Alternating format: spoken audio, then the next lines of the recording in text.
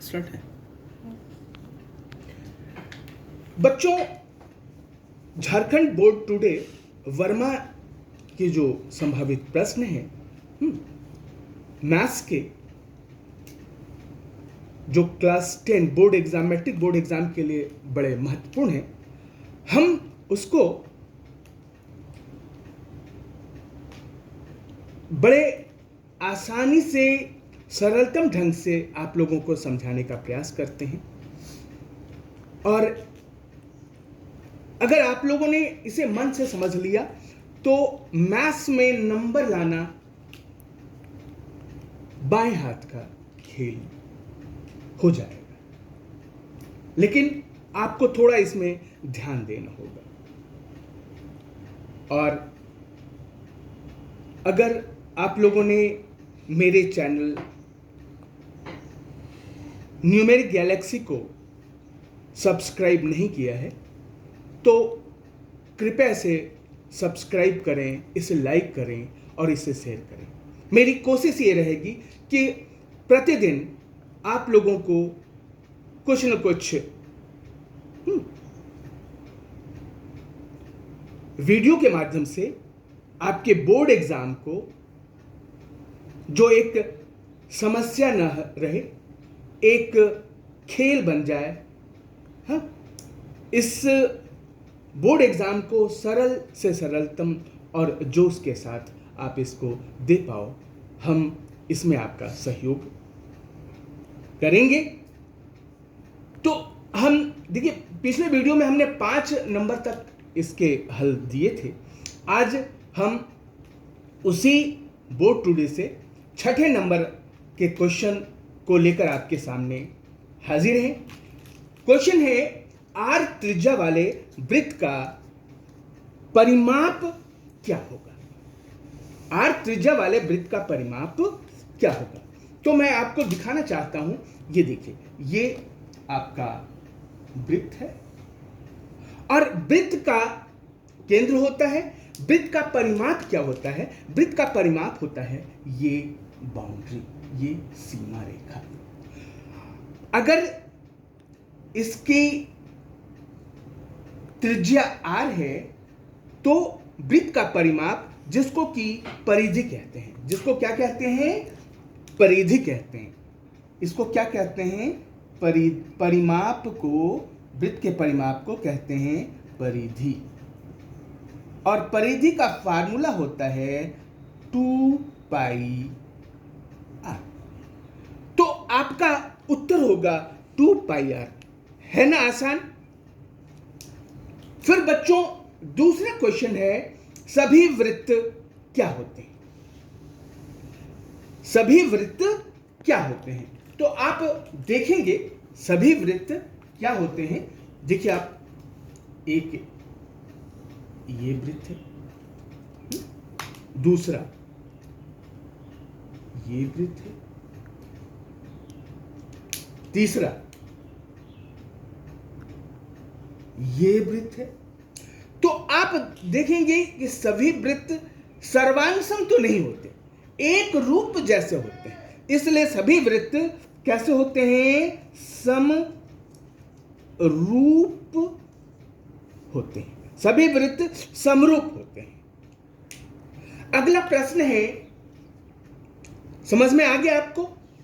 अगला प्रश्न है, 12, 15 और 21 का एलसीएम क्या होगा? 12, 15 और 21 का एलसीएम क्या होगा? देखिए, 12 का हम पहले अभाज्य गुणनखंड करेंगे। ये 12 है, 2 से भागा देंगे तो 12 का आधा होता है 6। फिर 2 से भागा देंगे तो 6 का आधा होता है 3। 3 से भागा देंगे तो ये हो जाएगा 1।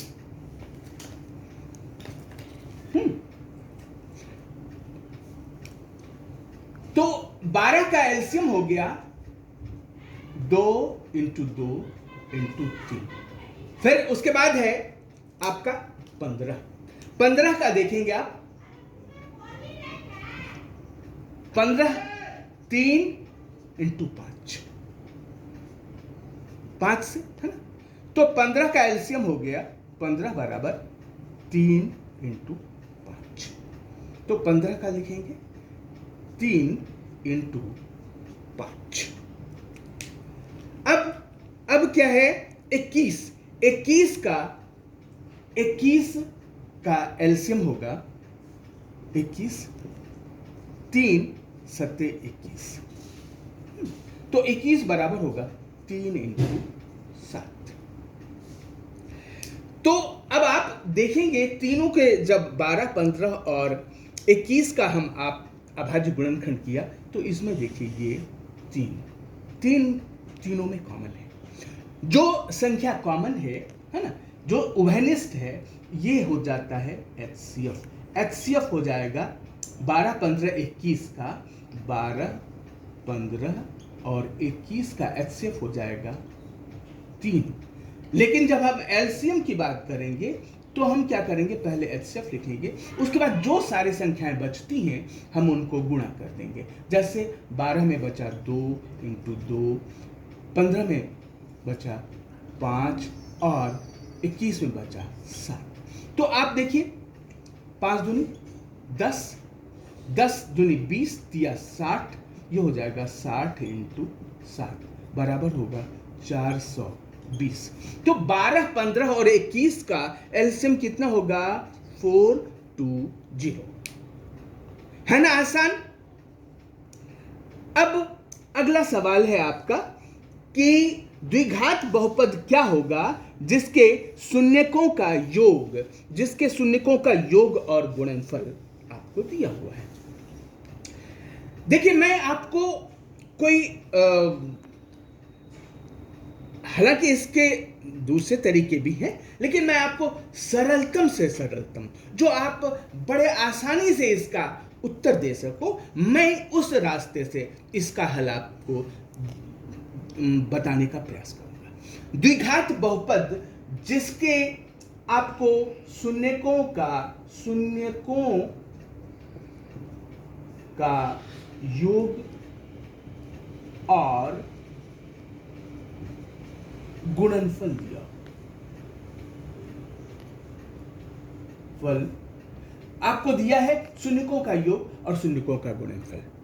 तो प्रश्न है कि जब शून्यकों का योग और शून्यकों का गुणनफल दिया हो तो हम द्विघात बहुपद कैसे निकाल पाएंगे। तो देखिए बड़ा सरल सा यह है। तो शून्यकों का योग और शून्यकों का गुणनफल से हम द्विघात बहुपद कैसे निकाल पाएंगे। तो इसका एक सूत्र होता है द्विघात बहुपद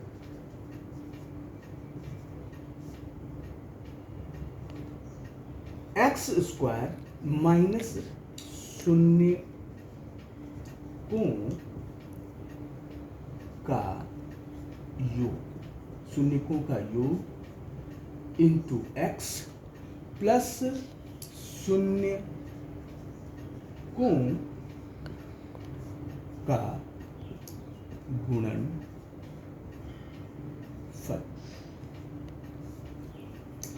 तो आपके प्रश्न में दिया हुआ है, पहले हम लिखेंगे x स्क्वायर, फिर माइनस डालेंगे, उसके बाद हम देखेंगे कि शून्यकों का योग प्रश्न में कितना दिया है, 1 दिया है, ब्रैकेट में डालेंगे, उसके बाद x लिखेंगे, फिर ये वाला प्लस लिखेंगे, उसके बाद देखेंगे शून्यकों का गुणनफल कितना दिया है, 1।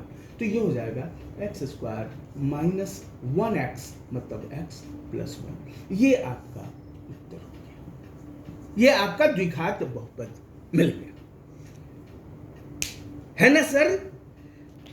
मैं इसी प्रकार से सरल से सरलतम तरीके से आपको गणित के सवालों का, कठिन से कठिन गणित के सवालों को हल करने का सरल से सरलतम तरीका लेकर आपके बीच में अपने वीडियो के माध्यम से आ रहे हैं, और उम्मीद है कि इसका आप भरपूर फायदा उठाएंगे।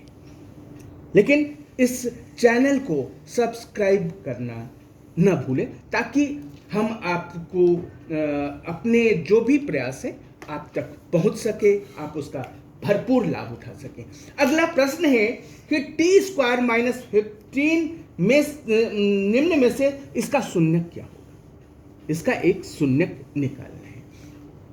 तो बच्चों इस टी स्क्वायर माइनस 15 का शून्यक निकालने के लिए हमें क्या करना होगा मैं आपको बताता हूं। टी स्क्वायर माइनस 15 का शून्यक क्या करना है?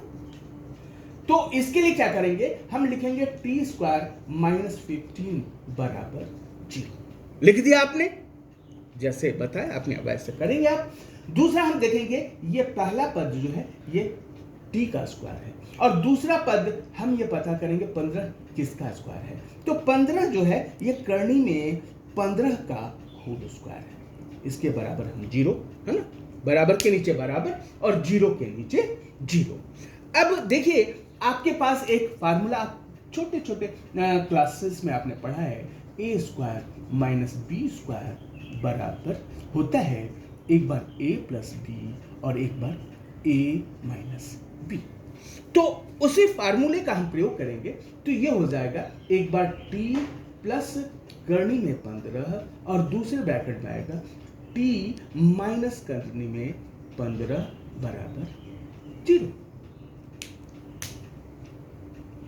थोड़ा ध्यान देने की जरूरत है। तो अब देखिए दो संख्याओं का गुणनफल अगर 0 होता है तो इसका मतलब होता है इंप्लाइज दैट कि या तो ये 0 होगा या ये 0 होगा। तो पहला टी स्क्वायर टी माइनस नहीं प्लस टी प्लस करनी में 15 बराबर 0, इसका मतलब हुआ कि या टी बराबर हो जाएगा माइनस करनी में 15। ये आपको एक शून्यक मिल गया। दूसरा क्या है, दूसरा ब्रैकेट है t माइनस करनी में 15 बराबर 0। तो दूसरा शून्यक होगा t बराबर के नीचे बराबर, ये माइनस है तो इधर हो जाएगा प्लस करनी में 15। तो टी स्क्वायर माइनस 15 के दो शून्यक मिले आपको, दो शून्यक। एक पहला है प्लस करनी में 15 और दूसरा माइनस करनी में 15। इसको प्लस को नहीं भी लिखेंगे तो भी आपका क्योंकि प्लस कोई चिन्ह नहीं है तो इसका मतलब होता है प्लस। तो टी स्क्वायर माइनस 15 के दो शून्यक मिल गए, √15 और -15।